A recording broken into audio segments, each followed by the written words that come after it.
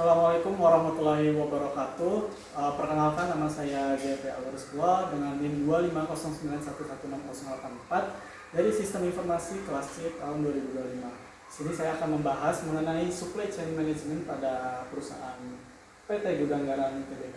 Jadi PT Gudang Garam Tbk sendiri itu merupakan salah satu produsen rokok terbesar di Indonesia yang berdiri pada tahun 1958 di Kediri, Jawa Timur oleh Bapak Surya Wonowijoyo. Jadi perusahaan ini itu juga memproduksi berbagai jenis rokok seperti SKP, SKM, dan juga memperkerjakan puluhan ribu karyawan yang menjadikan komitmen paling penting di Bursa Efek Indonesia. Next. Nah, latar belakang dari perusahaan Gudang Garam ini sendiri, industri hasil tembakau merupakan salah satu sektor manufaktur paling penting di Indonesia. Industri ini memiliki keterkaitan dengan sektor pertanian, tenaga kerja, distribusi perdagangan, serta penerimaan negara melalui pajak dan cukai. Karakteristik industri ini juga sangat kompleks karena tidak hanya bergantung pada produksi, tetapi juga pada kestabilan pasokan bahan baku pertanian seperti regulasi pemerintah. Oleh karena itu, perusahaan rokok membutuhkan sebuah sistem manajemen atau kita sebutnya supply chain management yang terintegrasi agar operasional tetap berjalan secara efisien. Next. Nah, ini merupakan gambaran dari supply chain management dari perusahaan Gudang Garam tersebut. Fakta pembuka yang menjelaskan mengapa SCM pada perusahaan ini menjadi isu utama. Di industri hasil tembakau menuntut rantai pasok yang disiplin karena melibatkan komoditas pertanian, proses manufaktur, distribusi nasional, dan juga kepatuhan fisikal. Di sini kita lihat pasar domestiknya terdapat ada 17,4%. Terus juga pendapatan pada tahun 2024 dari PT Gudang Garam Tbk ini sendiri mencapai 98,655 triliun. Terus batang penjualan lokalnya menyentuh angka 51,7 miliar, dan juga biaya cukai, PPN, dan pajak rokok itu mencapai 73,631 triliun. Jadi Gudang Garam adalah salah satu produsen rokok terbesar di Indonesia dengan basis operasi di Kediri, Jawa Timur. Bisnis perusahaan ini juga didominasi pasar domestik sehingga ketepatan distribusi dan ketersediaan stok menjadi sangat penting. Terus beban cukai, PPN, dan pajak rokok menjadikan pengendalian aliran barang dan persediaan tidak bisa dipisahkan dari akurasi operasionalnya. Next. Nah, ini mengapa supply chain management pada perusahaan PT Gudang Garam Tbk ini menjadi krusial pada industri hasil tembakau. Yang pertama itu ada karakter dari bahan bakunya. Tembakau dan cengkeh itu berasal dari hasil pertanian mutu musim, kelembapan, dan penyimpanan sangat memengaruhi kualitas dari hasil produk dari PT Gudang Garam ini sendiri. Terus yang kedua itu ada tekanan regulasi dari cukai, PPN, pajak rokok, dan juga pengendalian pita cukai itu membuat keputusan produksi dan juga distribusi harus presisi dan terdokumentasi. Terus yang ketiga ada jangkauan pasarnya. Produk harus tersedia luas di warung, toko, minimarket, dan juga supermarket. Keterlambatan distribusi itu sendiri langsung berdampak pada penjualannya. Next. Nah, ini dapat kita lihat kerangka logika yang menautkan teori dengan konteks kenapa krusial pada perusahaan ini pada industri hasil tembakaunya. Sini kita dapat lihat kerangka logikanya dari pertama adalah pasokan bahan baku, terus ke produksi terencana, lanjut ke stok terkendali, lanjut ke distribusi tepat waktu, dan juga terakhir di konsumen terlayani. Jika salah satu tahap ini terganggu, maka efeknya itu akan menjalar ke biaya, kualitas, dan juga ketersediaan produk. Karena itu supply chain management pada perusahaan Gudang Garam ini juga berfungsi sebagai sistem pengendali yang menjaga aliran barang, informasi, dan keputusan berjalan sinkron. Next. Nah, fungsi dari supply chain management itu sendiri pada Gudang Garam, yang pertama itu menentukan struktur alirannya. Jadi supply chain management ini menghubungkan supplier, terus ke fasilitas produksi, gudang, pusat distribusi, retail, dan juga konsumen.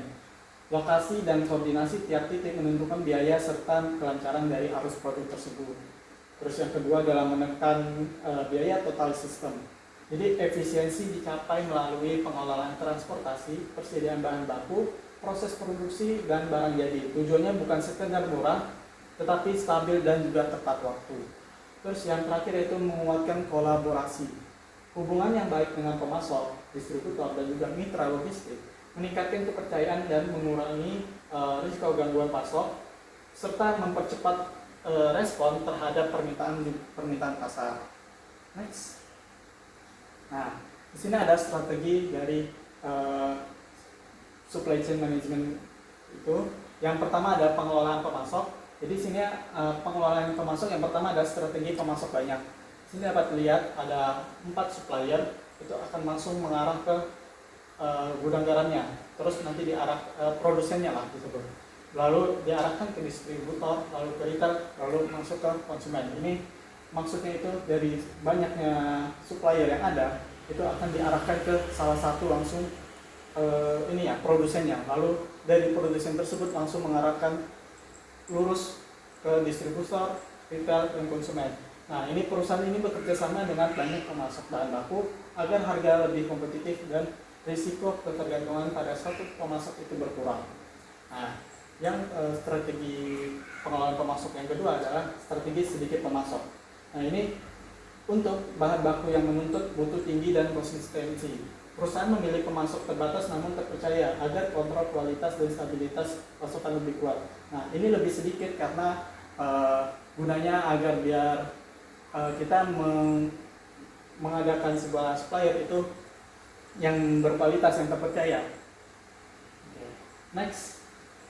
Nah, ini strategi dari supply chain management yang kedua yaitu integrasi dan kolaborasi operasional. Yang pertama ada integrasi vertikal.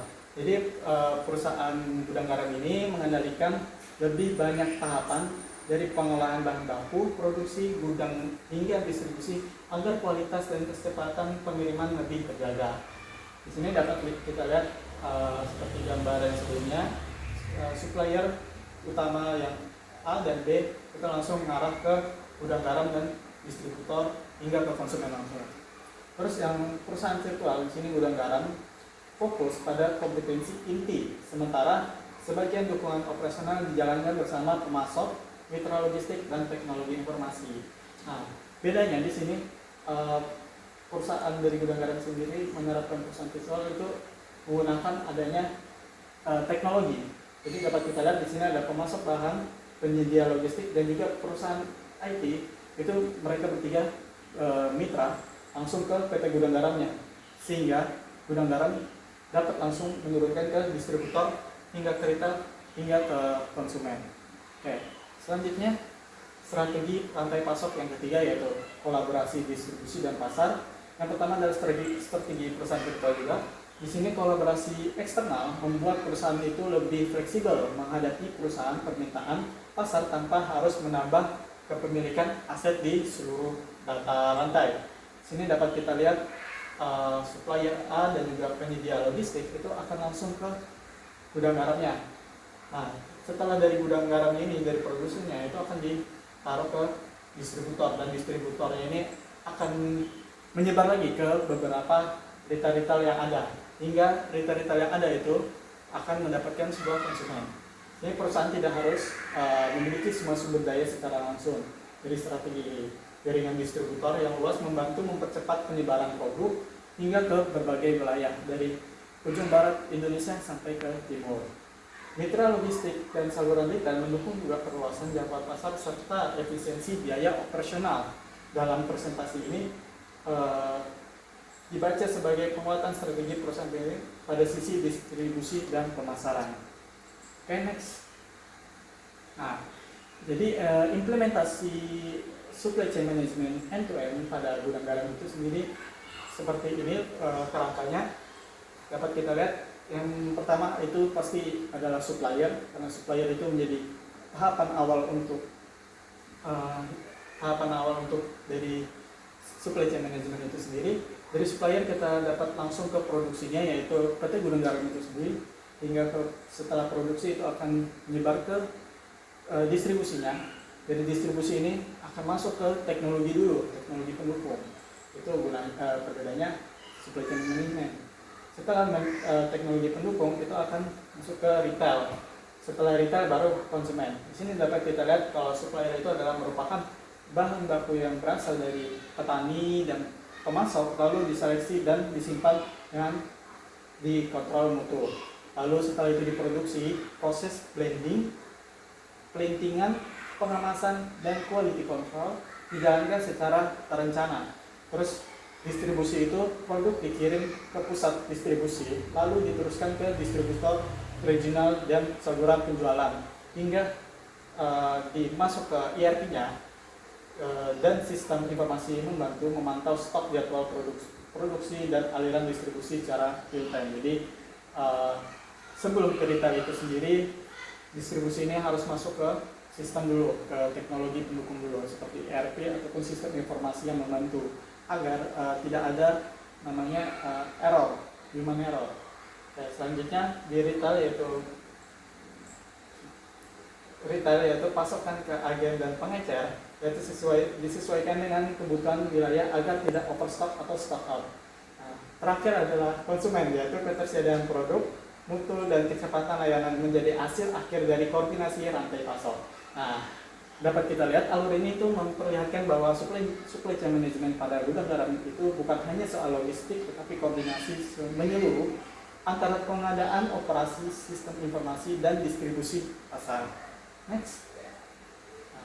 Dampak dan manfaat dari supply chain management ini sendiri, yang pertama ada pasokan stabil, yaitu hubungan dengan petani dan pemasok itu menjadi lebih stabil.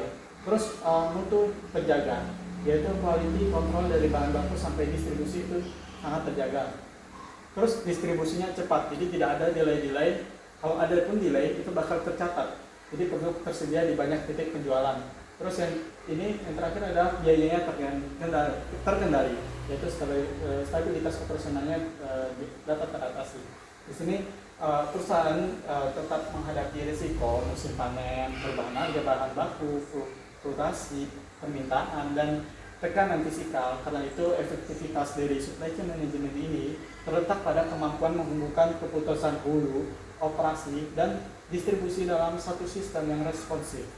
Terus supply chain management ini juga membantu menjaga kontinuitas bahan baku dan mempercepat aliran barang ke pasar, menekan inefisiensi logistik, dan memastikan kualitas produk tetap konsisten. Sistem ini juga terintegrasi, juga memudahkan perusahaan menyesuaikan volume produksi terhadap dinamika permintaan dan kebijakan cukai. Next. Nah, dapat disimpulkan bahwa supply chain management ini pada gudang garam itu menjadi fondasi untuk mengelola pasokan bahan baku, proses produksi, persediaan, dan distribusi secara terintegrasi. Terus strategi pemasok, integrasi vertikal, dan kolaborasi virtual menunjukkan bahwa perusahaan memadukan kontrol internal dengan kerjasama eksternal untuk menjaga efisiensi. Terus hasil akhirnya adalah kualitas produk yang dimiliki oleh gudang garam ini lebih terjaga dan distribusinya lebih cepat. Terus kemampuan bisnis yang lebih stabil di industri hasil tembakau yang sangat terregulasi.